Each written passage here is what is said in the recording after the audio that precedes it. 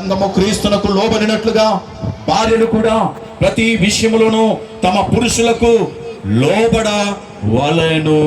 లోబడవలెను. కాబట్టి నిజంగా చెప్తున్నానండి, ఇలా లోబడేటువంటి తత్వం కలిగినటువంటి కుటుంబాలు ఎంత బాగుంటాయో తెలుసా అండి. చూసేవారికి కూడా చాలా చక్కగా అర్థమైపోతుందండి.